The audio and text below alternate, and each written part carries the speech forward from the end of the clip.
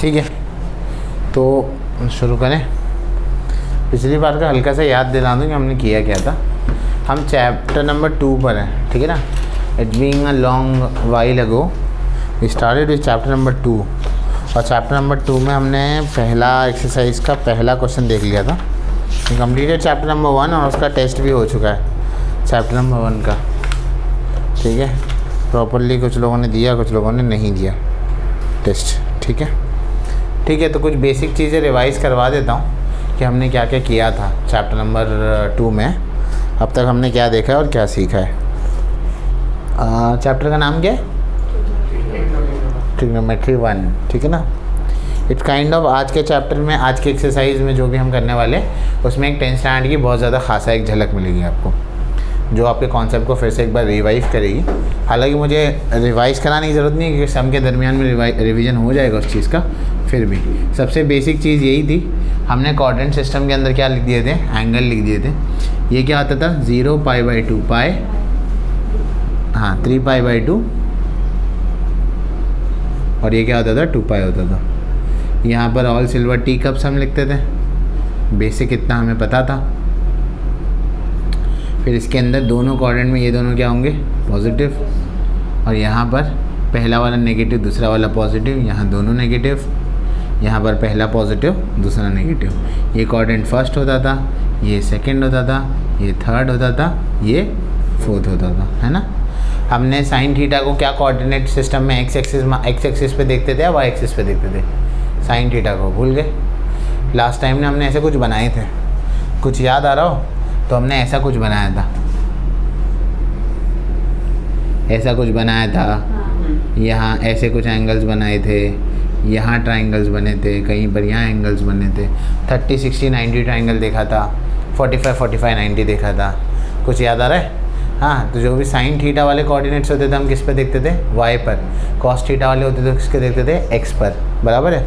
हमने Pythagoras theorem पढ़ा और उससे रिलेटेड हमने ये भी देखा, अगर साइन थीटा का डेफिनेशन लिखेंगे हम तो बेसिक रेशियो का डेफिनेशन क्या होता है? Opposite upon hypotenuse. और ये कोऑर्डिनेट कार्टेशियन कोऑर्डिनेट सिस्टम की भाषा में क्या होता है? मतलब अपोजिट अपॉन हाइपोटेन्यूज ले लेना, तो इसमें ट्राइंगल की भाषा में हमें हाइपोटेन्यूज को क्या नाम दिया था? आर। कुछ याद आ रहा है? नहीं याद आ रहा? पीछे अगर आप ज़रा रिवाइज करेंगे तो आपको याद आएगा। ये सर्कल था, ये हमने यहाँ से यहाँ तक बना ली, ये जो लाइन थी वो आर हो गई, ये ऐसे बना ली। कुछ याद आ रहा है? हाँ, अगर ये एक्स एक्सिस होगा, ये क्या होगा? Y axis. और अगर थीटा हमने कहाँ रख दिया? यहाँ रख दिया, तो अपोजिट साइड कौन सी हो गई? वाई हो गई ना। समझ में आ रहा है? वाई बाय आर लेते तो, और आर को अगर हम 1 ले लेंगे तो साइन थीटा किसके बराबर होगा? वाई के बराबर। कॉस थीटा किसके बराबर होगा? एक्स के बराबर। याद आ रहा है कुछ? उस दिन हनीफा भी थी, याद आ रहा है? हाँ, तो हमने कुछ ऐसा कुछ किया था, बराबर है। हाँ, तो इतनी बात तो आपको याद होगी, बेसिक चीज़ें कुछ हमने पढ़ी थी। और फिर हमने अलग अलग एंगल्स निकाले थे, है ना। 2.1 में 270, 315, और हर एक एंगल का हमने ट्रिग्नोमेट्रिक रेशियो निकाला था, या तो 30 60 90 की मदद से, या तो 45 45 90 की मदद से, ठीक है ना। क्लास में आने का पहला रूल यही होता है, चाहे कोई भी टीचर लेक्चर लें, आप पिछला रिवाइज़ करके आएँ, ठीक है ना। चाहे कितने भी पहले का नहीं रिवाइज आते हो ना यहाँ पर, तो 10-15 मिनट तो शुरू होने में लग ही जाता, तो बैठने से बेहतर है रिवाइज़ किया करो। हाँ, तो याद रहेगा। हाँ चलो, ठीक है। तो ये सब बातें हमने देखी थी। आज हम क्वेश्चन नंबर 2 से शुरू करेंगे, और आज के लेक्चर में एक्सरसाइज ख़त्म करने का एम है हमारा। एक्सरसाइज ख़त्म होगी तो बहुत बढ़िया चीज़ हो जाएगी, ठीक है। तो इसको लिखने की ज़रूरत नहीं है क्योंकि ऑलरेडी हमारे पास लिखा हुआ है, तो हम इसे लिखेंगे नहीं, हम आगे बढ़ेंगे आज। आज कुछ स्टैंडर्ड वैल्यूज़ अगर आप याद रख लेंगे तो बहुत बेहतर होगा, ठीक है ना। अब सेकेंड क्वेश्चन में क्या दिया हुआ है देखो, स्टेट द साइंस ऑफ, है ना। साइन बताना है कि इनकी साइन क्या, हमें 10 380 का वैल्यू नहीं पूछा है, क्या बोला है? 10 380 का क्या पूछा है? साइन पूछा है। अब ये 10 380 का साइन कैसे निकालेंगे वो देखते हैं। हम इसके लिए हर बार के लिए एक कोऑर्डिनेट सिस्टम यहाँ बना के रख देंगे।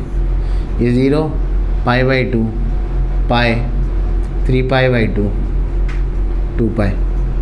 2 पाई मतलब कितना होता है?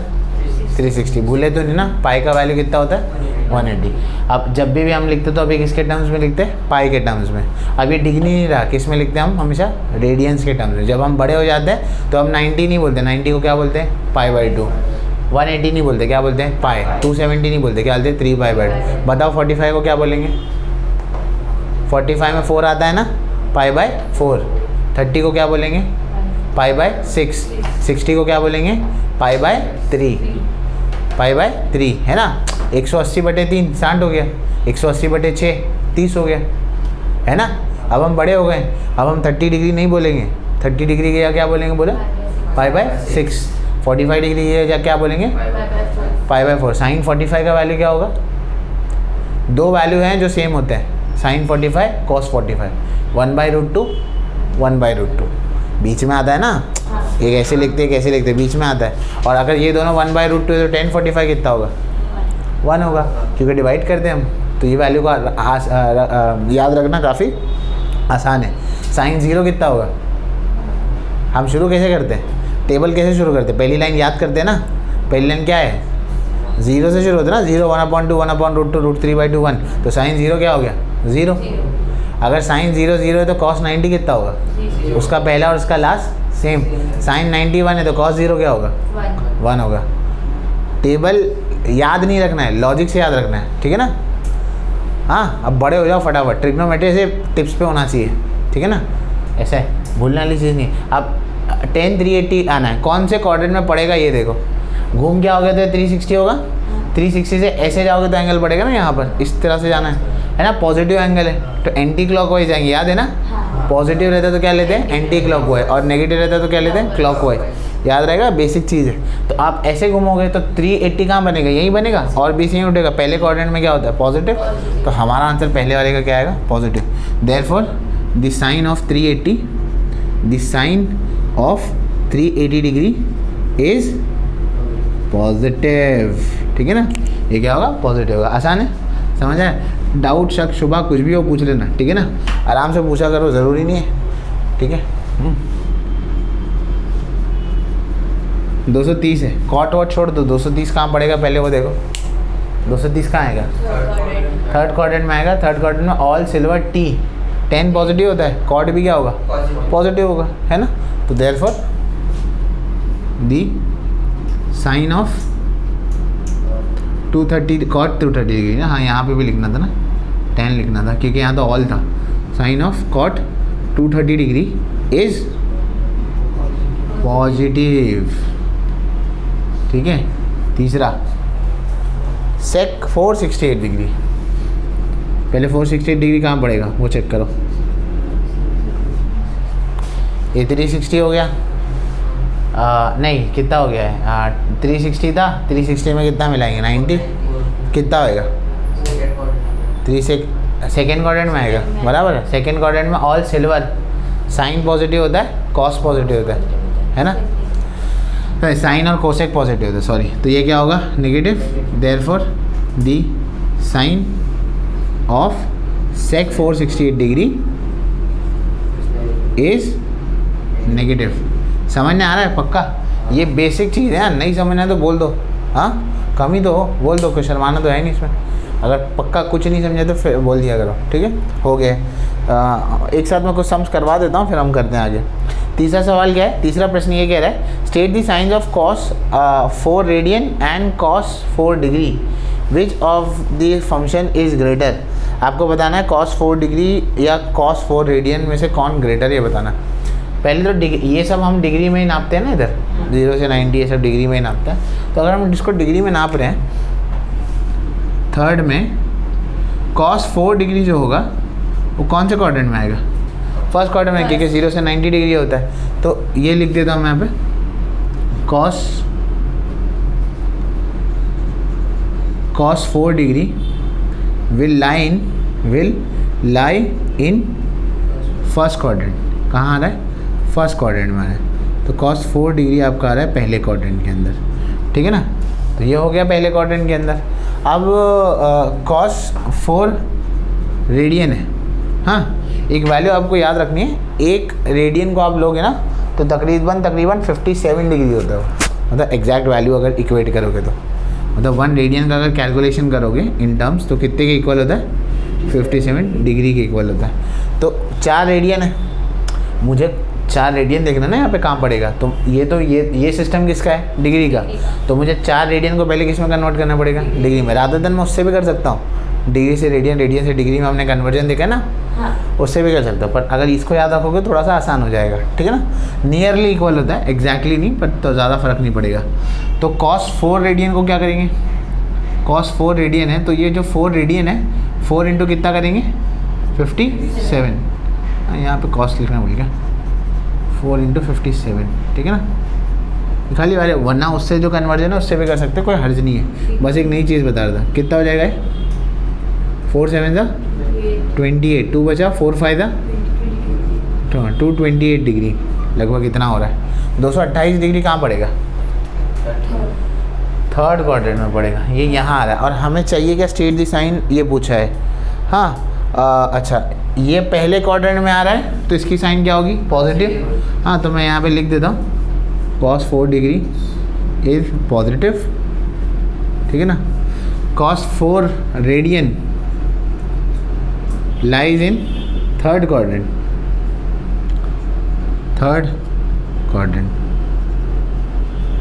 तो थर्ड क्वाड्रेंट में तो 10 पॉजिटिव होता है और कॉट पॉजिटिव होता है, तो कॉस क्या होगा, negative. Therefore the sine of cos 4 radian is negative, ठीक है।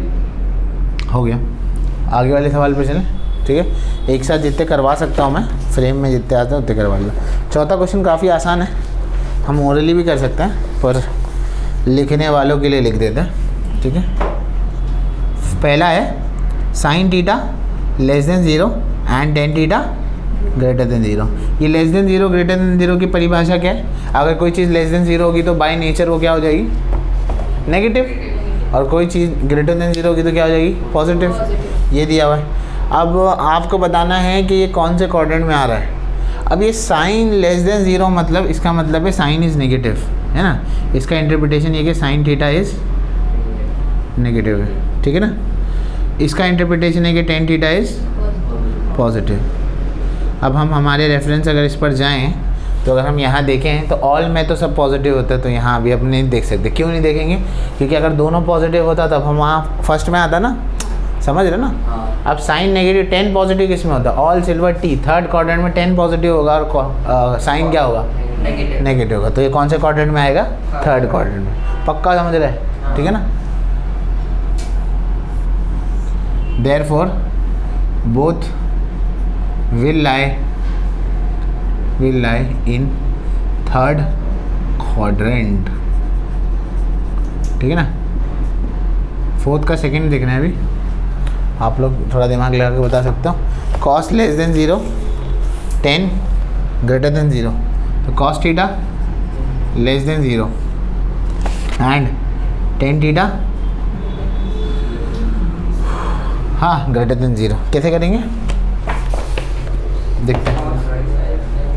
cos थीटा नेगेटिव होगा, हाँ तब हम यहाँ क्या लिख देंगे, यहाँ लिख देंगे cos थीटा इज नेगेटिव, ठीक है ना। और टेन थीटा क्या होगा, पॉजिटिव होगा।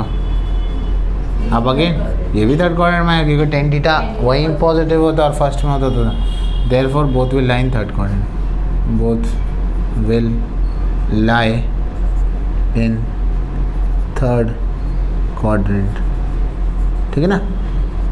हो गया, समझ आया, ठीक है। इसके आगे मैं नहीं लिख सकता क्योंकि फ्रेम के बाहर जाऊंगा, तो आप लोग इतना लिख लो, ठीक है। ठीक है, अगले सवालों की तरफ बढ़ते हैं। तो ये सब सवाल होने के बाद हाँ कुछ और क्वेश्चन है हमारे, वो देखते हैं, ठीक है। ये चैप्टर होने के बाद फिर मैं M2 का फर्स्ट चैप्टर इंशाल्लाह आपका स्टार्ट करूँगा, क्योंकि वो थोड़ा पढ़ना ज़रूरी है।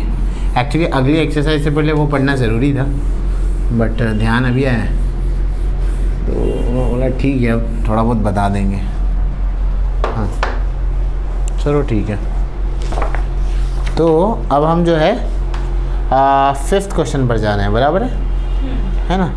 फिफ्थ क्वेश्चन कर रहे हैं, देखो क्या दिया है, उसमें दिया है evaluate the following, evaluate each of the following, मतलब सबका वैल्यू लिख कर ऐड करना है, दैट्स इट, और कोई बड़ा काम नहीं है। तो कैसे करेंगे देखो, फिफ्थ का फर्स्ट कर रहे हैं हम यहाँ पर, sine 30 degree plus cos 45 degree plus tan 180 degree, ठीक है ना। हाँ, कैसे करेंगे, काफ़ी आसान है। साइन 30 का वैल्यू हमें मालूम है क्या है, 1/2। कॉस 45 का वैल्यू अपने मालूम है कितना है, 1/√2। tan 180 का वैल्यू हमें नहीं पता। अब उसको पता लगाने के लिए क्या कर सकते हैं हम लोग, पीछे लास्ट टाइम फर्स्ट क्वेश्चन किए थे ना एक्सरसाइज का, आप चाहे तो किसी भी उससे निकाल सकते हैं, बराबर है ना।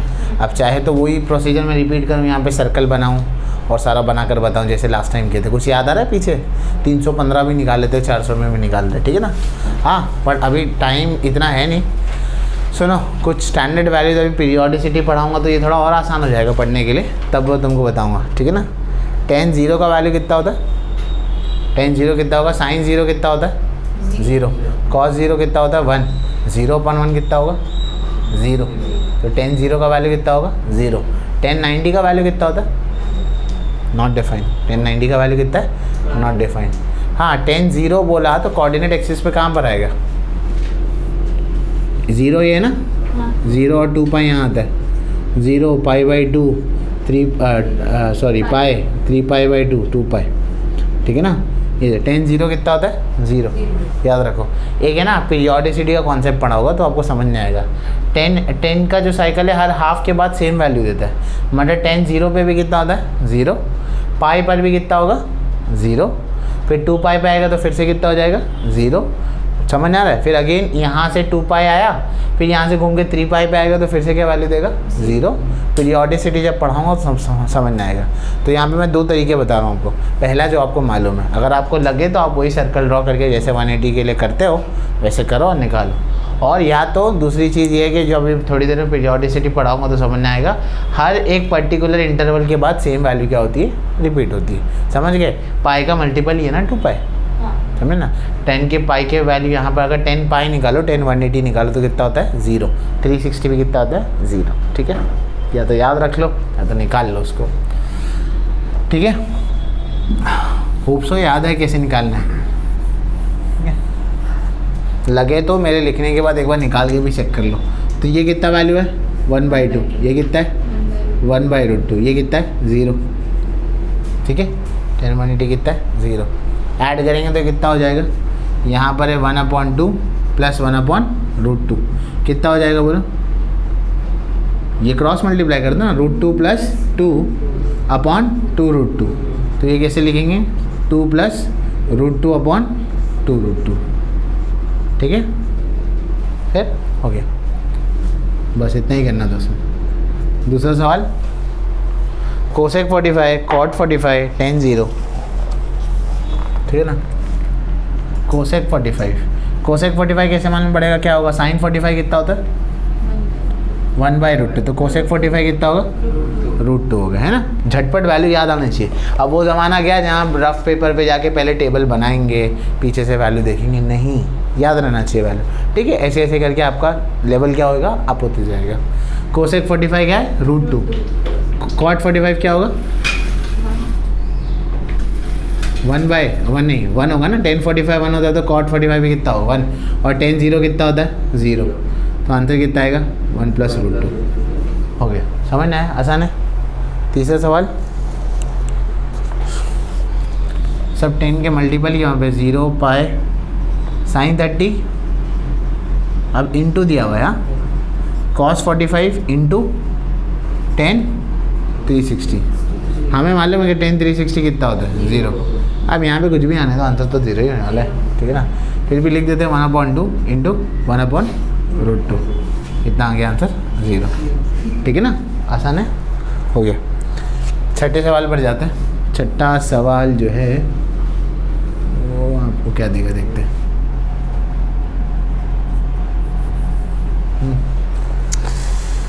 हाँ, 6 क्वेश्चन क्या बोला है, find all the trigonometric functions of an angle in the standard position whose terminal arm passes through the point 3, हाँ, स्टैंडर्ड पोजीशन में मतलब वो कहाँ होगा, यहाँ पर खड़े, ये बस डिपो है, हर बस यहीं से जाती है, चाहे यहाँ जाना हो यहाँ जाना है ना। स्टैंडर्ड पोजीशन ये याद रहेगा। अब 3, -4 किस क्वाड्रेंट में आएगा? पहला पॉजिटिव दूसरा नेगेटिव किस में आता है? पहला पॉजिटिव दूसरा नेगेटिव फोर्थ में आता है। यहाँ पे पहला नेगेटिव दूसरा पॉजिटिव तो फोर्थ क्वाड्रेंट में आएगा। हाँ, मान कर चलो कि ये टर्मिनल आर्म है तो ऐसे घूमना पड़ेगा उसे फोर्थ क्वाड्रेंट में आने के लिए ना। ये इनिशियल आर्म है, या तो वो ऐसे घूम सकता है या तो ऐसे घूम सकता है, क्योंकि पॉइंट 3, -4 है तो ये क्वाड्रेंट में आएगा, तो भाई साहब को ऐसे घूमना पड़ेगा, तो हमारा एरो ऐसे बनेगा। समझ नहीं आ रहा है? हर चीज़ का अपना एक मीनिंग है, रैंडमली नहीं करते हम लोग कुछ मैथ्स में, ठीक है ना, चाहे साइंस का किसी भी सब्जेक्ट हो वैसे तो, ठीक है ना। तो सपोज़ करो x का वैल्यू 3 है और यहाँ से ये वैल्यू कौन सा है? -4 है, ये y का वैल्यू। इंटरप्रिटेशन समझ रहे हैं ना? कुछ रैंडम नहीं ले रहा हूँ मैं यहाँ पर। ये वैल्यू को क्या बोलते हैं हम लोग? r। याद आ रहा है? बैक टू द फर्स्ट सम, ठीक है। x का कोऑर्डिनेट 3 हो गया, हाँ ये 3 वाला कोऑर्डिनेट है तुम्हारा, ठीक है। और y का कोऑर्डिनेट जो इस लाइन से आ रहा है कितना है? -4 है, ठीक है। इतनी बात हो गई। थीटा आपका कहाँ आ रहा है? यहाँ आ रहा है, ठीक है ना। अब आप करेंगे क्या? ये 90 के सामने हो गया, थीटा के सामने ये हो गया। थीटा के सामने वैसे x एक्सिस वाला कोऑर्डिनेट लेते हैं ना हम लोग, सॉरी हाँ, और ये y एक्सिस वाला, बराबर, ठीक है। अब आपको क्या करना है? सारे ट्रिग्नोमेट्रिक रेशियो फाइंड आउट करना है। सबसे पहले r निकालो। r क्या होगा? x² + y² बराबर। ये फॉर्मूला कहाँ से लाया? Pythagoras theorem. Right angle triangle है, हाइपोटेनस का स्क्वायर बाकी दो साइड्स के स्क्वायर के बराबर होगा, ये x² और ये y²। ओरली बताओ कितना होगा? डायरेक्ट r बताओ कितना आएगा? ट्रिपलेट है ना, 5 आएगा, है ना। 3, 4 आ गया तो कितना आएगा? 5। अब तुम बोलोगे सर माइनस का गायब कर दिया आप। हाँ, स्क्वायर करेंगे तो पॉजिटिव हो जाएगा ना, ठीक है ना। तो r का वैल्यू r² था यहाँ पर, तो r का वैल्यू डायरेक्टली क्या लिख देंगे? 5। अब बस r आ गया, बाकी की डेफिनेशन तो हमको मालूम है। क्या डेफिनेशन है बाकी की? साइन थीटा क्या होता है बोलो? साइन थीटा क्या? हाँ, साइन थीटा है हमारे पास y/r, है ना। अब वो वाले डेफिनेशन बोल जाओ, अपोजिट हाइपोटेनस वाले। अब वो काम, अब मतलब काम नहीं आते, मतलब वो हो गया हमारा काम उससे। -4/5 आ गया कॉस थीटा। अच्छा, अब ये फोर्थ क्वाड्रेंट में ना, ये फोर्थ क्वाड्रेंट में all silver T cups, fourth quadrant में कौन पॉजिटिव है? कप्स यानी कॉस और सेक, तो ये नेगेटिव होगा, तो यहाँ पे बाहर एक नेगेटिव की साइन आएगी, तो ये कितना हो जाएगा? पॉजिटिव। ये कितना हो जाएगा? 4/5। नहीं समझे? समझे? कॉस थीटा क्या होगा? x/r होगा, ठीक है ना। आसान है अभी तो। कितना है? 3/5, और ये तो पॉजिटिव है ही क्योंकि कप्स है चौथे क्वाड्रेंट में। टेन थीटा क्या होगा? y/x, ठीक है ना। y कितना है? -4/3, ठीक है। एक बार ज़रा पीछे आंसर चेक कर लो, ये माइनस में ही है, एक एक्स्ट्रा माइनस में लगा रहा हूँ, चेक कर लो पीछे। मेरे ख्याल से माइनस में ही होगा क्योंकि ये माइनस में पहले से आ रहा था, ये भी माइनस में आ रहा है। -4/5 ना, हाँ, क्योंकि एक माइनस ऑलरेडी है ही ना उसमें, हाँ, क्योंकि फिर यहाँ पे भी आ रहा था, ठीक है। अब 3 बाकी के निकाल लेना, 3 तो उल्टे कर लेना, बाकी के 3 आपके पास रेशियो आ जाएंगे, ठीक है। चलो कॉपी करो, और किसी को अगर वो नहीं समझा 180 वाला तो निकालो उसको बैठ के, पहले जैसे नहीं है। पहला क्वेश्चन देखो और उसे निकालो, ठीक है। तो आता काय करणार नंतरचा सम,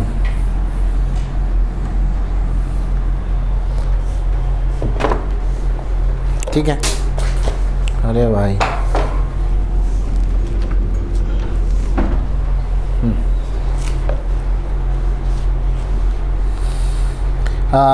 नेक्स्ट सम पर जाते हैं। नेक्स्ट सम एक बड़ा सा वो है, प्रूफ है। मैं एक्चुअली बताऊँ ना तो ट्रिग्नोमेट्री जब पुराने सिलेबस में था तो स्टैंडर्ड 9th के सम है एक्चुअली महाराष्ट्र टेक्स्ट बुक के, क्योंकि हमने पुराने सिलेबस से पढ़ा है, इससे पहले वाला जो सिलेबस था तो उसमें स्टैंडर्ड 9th में एक्चुअली ये सम्स होते थे, तब के सम्स, और ये 11th में आ गए। मैथ में ऐसे ही कुछ होता है, मैथ में बहुत ज़्यादा अपग्रेडेशन नहीं होता, वही चीज़ रहती है, एक आधा चैप्टर नया इंट्रोड्यूस हो जाता है। फिज़िक्स, बायो और केमिस्ट्री बहुत ज़्यादा अपडेट हुआ है, नया सिलेबस आया है उसके हिसाब से तो बहुत ज़्यादा अपडेट हुआ है। तो यहाँ पर थीटा जो है वो 0 से 90 के बीच में, और आपको एक वैल्यू फाइंड आउट करनी है, sin square theta minus cos square theta upon 2 sin theta cos theta. पहली आपको वैल्यू निकालनी है,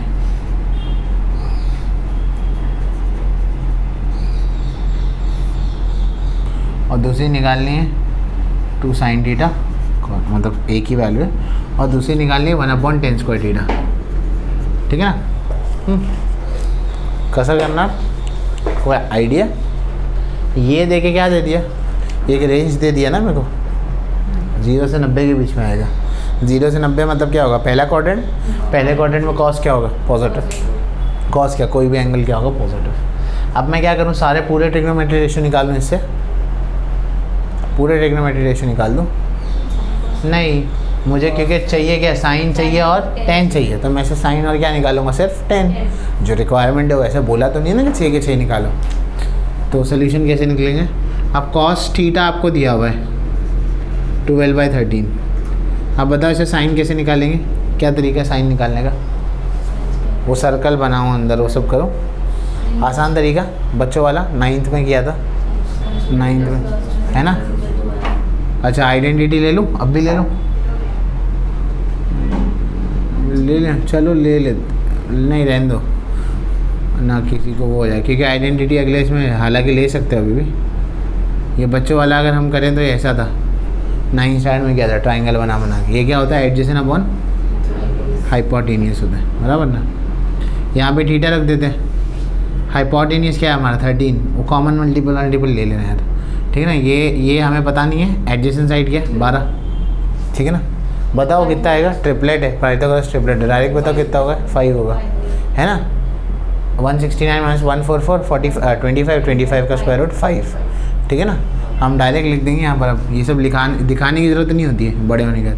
5 यूनिट आ रहा है AB, तो अब ये निकल गया तो साइन थीटा निकल जाएगा। साइन थीटा क्या होता है, अपोजिट अपॉन हाइपोटेनियस, यानी कितना होगा 5/13।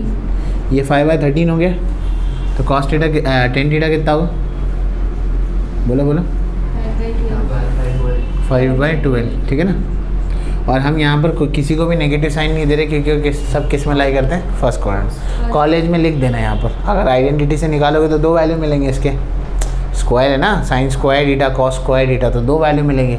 तो आप पॉजिटिव ही क्यों चूज़ करोगे, तब वहाँ पर बता देना, क्योंकि फर्स्ट क्वाड्रेंट में, ठीक है ना। अब ये निकालोगे एक्सप्रेशन, क्या है, sine square theta minus cos square theta divided by 2 sine theta into cos theta, ठीक है ना। अब sine square theta minus cos square theta करना है, तो साइन स्क्वायर थीटा क्या होगा, 5/13 दी होल स्क्वायर।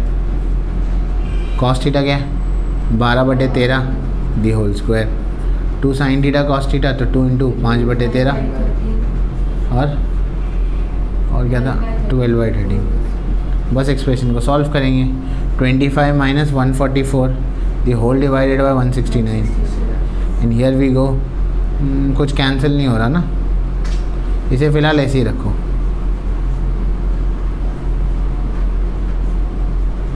ठीक है ना।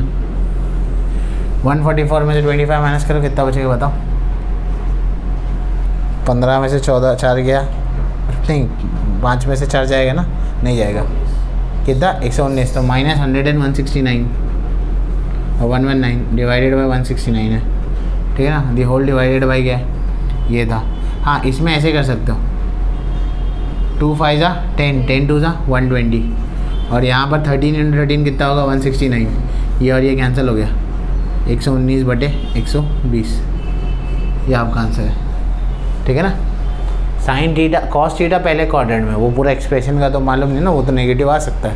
और दूसरा हमें क्या निकालना था इसमें, 1/10 स्क्वायर थीटा, ठीक है ना। कैसे निकालेंगे, 10 का वैल्यू क्या मिला था 5/12 द होल स्क्वायर होगा, ये ऊपर आ जाएगा 12/5 दी होल स्क्वायर होगा, यानी कि 144/25 होगा, ठीक है ना। बात खत्म यहाँ पे, ठीक है, लिख लो।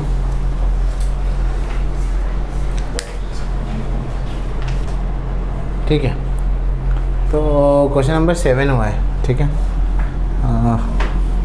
क्वेश्चन नंबर 8 पर जाते हैं।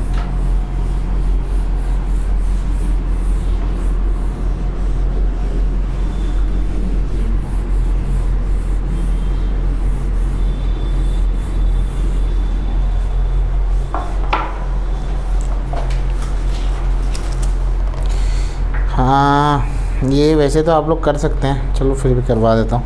Using a table evaluate the following, table से वैल्यू डालनी है और आंसर निकालना है। 8 का फर्स्ट वाला है, 4 cot 45 minus x square 60 plus sign 30। ठीक है ना, क्या करो बस वैल्यू डालो और क्या आंसर निकालो। सब आसान कुछ नहीं। कॉट 45 का वैल्यू कितना है 1। अब सेक 60 का वैल्यू कितना होगा वो तो नहीं पता। कॉस 60 मालूम है कितना होता है वो भी मालूम। साइन 60 √3/2 होता है ना। कॉस 60 1/2 होगा। साइन 30 जो होता है ना वो कॉस 60 होता है, तो ये 2 होगा ना, 2 होगा। समझे क्या क्या हिसाब लगा रहा हूँ, समझे। वो मत देखो मेरे को याद आ जाएगा वैसा नहीं मत देखो, समझ ना। याद तो मुझे भी नहीं है, ऐसे ही याद रखते हैं ना। नहीं समझे क्या बोल रहा हूँ।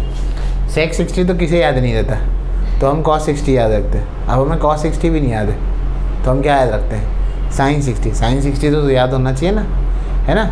साइन 60 कितना होता है √3/2। जो साइन 60 होता है वो क्या होता है कॉस 30 में, है ना। और साइन 30 जो होगा वो क्या होगा कॉस 60। तो साइन 30 क्या होता है हाफ, तो वो कितना होगा हाफ। कॉस 60 हाफ होगा तो सेक 60 कितना होगा 2। समझे। तो यहाँ क्या आएगा 2 का स्क्वायर और साइन 30 क्या होगा 1/2। और इतना झंझट नहीं होता तो बना लो चुपचाप साइड में लिख लो, साइन बना लो है ना। ज़्यादा दिमाग क्या लगाने का। हाँ कभी कभी नहीं चलता दिमाग तो बस ख़त्म। हाँ ठीक है ना, वो आते आते याद हो जाएगी वैल्यू। ठीक है ना, याद करने में क्या है, किसी को नहीं याद होता है। cos 0 plus cos square π/6 plus cos square π/3 plus cos square π/2। What is cos 0?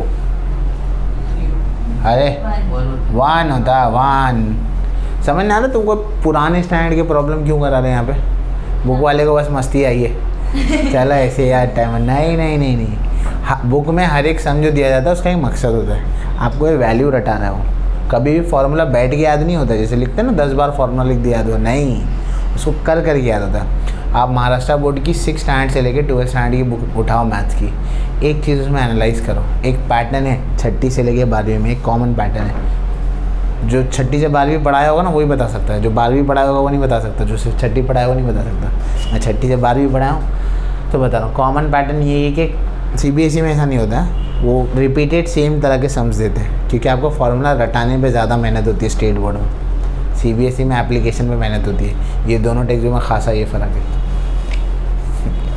चलो ठीक है, बहुत डीप ऑब्जर्वेशन है, शायद ही कोई टीचर आपको दे। ठीक है ना। अच्छा cos स्क्वायर π/6 मतलब कितना 180/6। 180/6 मतलब कितना 30। cos 30 कितना होगा, अब भी बोलो। जो साइन 60 था वो cos 30 होगा √3/2 का स्क्वायर। हाँ बराबर ना। और यहाँ पर क्या होगा cos 60 हाफ, cos 90 0। पूरा cos का टेबल ही लिखा देना चुपके है ना, 45 नहीं लिखा गया 1 प्लस √3 का स्क्वायर 3/4 1/4। ठीक है ना। यहाँ भी 4 डाल लेंगे तो ऊपर 4 आ जाएगा, है ना। 4 + 3 7, 7 + 1 8, 8/4 2 हो गया। समझे, आसान है। ओके हाँ, 9th का पहला बता देता हूँ।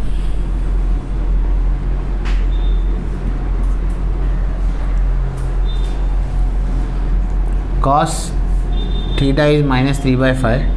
आपको क्या फाइंड आउट करना है, ट्रिग्नोमेट्री। हाँ ये करना है। और ये कहाँ लाई करता है 180 और 270 के बीच में लाई करता है। 180 और 270 मतलब कौन सा, थर्ड क्वाड्रेंट। थर्ड क्वाड्रेंट में क्या पॉजिटिव होता है, ऑल सिल्वर 10 पॉजिटिव होता है। तो ये तो दिया ही है नेगेटिव, है ना।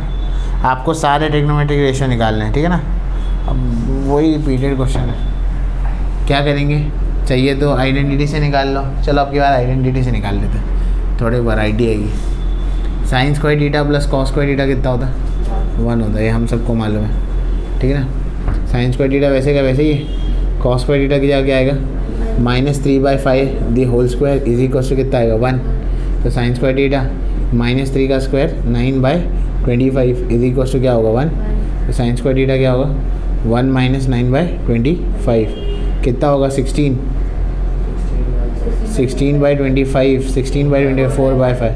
अब स्क्वायर में तो दो वैल्यू आएंगे, प्लस और माइनस 4/5। तो आप कौन सा वैल्यू लेंगे? माइनस वाला, क्योंकि ये कहाँ लाई करा? थर्ड में, और थर्ड में साइन क्या होता है? नेगेटिव होता है, इसलिए क्या आएगा? -4/5 आएगा। तो साइन थीटा क्या होगा? -4/5 होगा। पर आपको सारे रेशियो निकालने ना, तो अब बस कॉस का उल्टा कर दो, 10 निकाल लो, फिर बाकी सब तो आप निकाल ही लेंगे।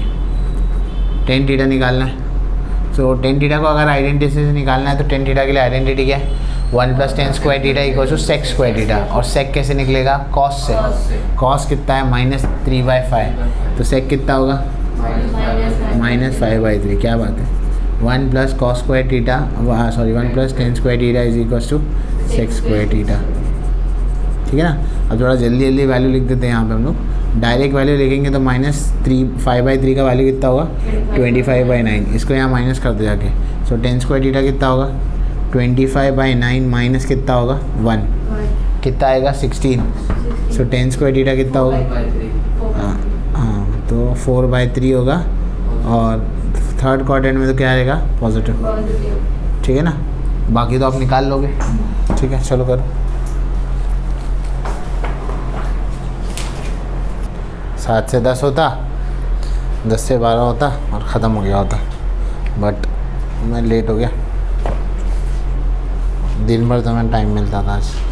कल भी मैथ्स और बायो ही है, तो कल देखेंगे, जल्दी रखेंगे कल। नहीं झोपाई जा कुछ देर के लिए बंद करो, फिर चालू कर दूँगा। कंटिन्यूस मैं इसी में नहीं रह सकता भाई। ठीक है, हम लोग हाँ ठीक है। चलो 9th का फर्स्ट के, सेकेंड, थर्ड, फोर्थ वैसे ही है, तो हमको एक सम कर लेंगे इसमें से। ठीक है, आप बता दो कौन सा करना है। सब सेम सम है। चलो ठीक है, जैसे पहले बोल दिया भाई सेकेंड। हालांकि फ़र्क नहीं पड़ेगा, आप कोई भी सम कर लो, सब सेम है। ये करके एक्सरसाइज ख़त्म करते हैं। आगे वाली एक्सरसाइज है ना, रीडिंग सिलेबस में गई तो नहीं है? पता नहीं है, चलो चेक करता हूँ मैं। ठीक है, देखते हैं क्या कर सकते हैं। हम कर रहे हैं 9th में सेकेंड सम अब। ठीक है ना, 9th का सेकेंड। तो सेक ए दिया हुआ है -25/7। A lies in the second quadrant. ठीक है, कैसे करेंगे? सेकेंड क्वाड्रेंट में तो all silver, sine cos positive, बाकी सब नेगेटिव। हाँ, तो 1 + 10 स्क्वायर ए क्या होता है? 10 square A is equal to 6 square A होता है। तो यहाँ पर 1 + 10 स्क्वायर ए, सेक ए का वैल्यू क्या होगा? 625/49 हो जाएगा। 1 जाके यहाँ माइनस कर लो। सो 10 स्क्वायर ए इज 625 - 49/49। 625 में से 49 जाएगा तो कितना बचेगा? 576। तो 576/49। 576 कितना होता है? 24 होता है। सो 10 का वैल्यू अब कौन सा क्वाड्रेंट होता है? Second. All silver. Second quadrant में तो ये भी नेगेटिव होगा। सो -24/7। 10 आ गया, ये सेक था। अब 10 आ गया तो कॉट भी लिख दो यहीं पर लगे हाथ। कॉट क्या होगा?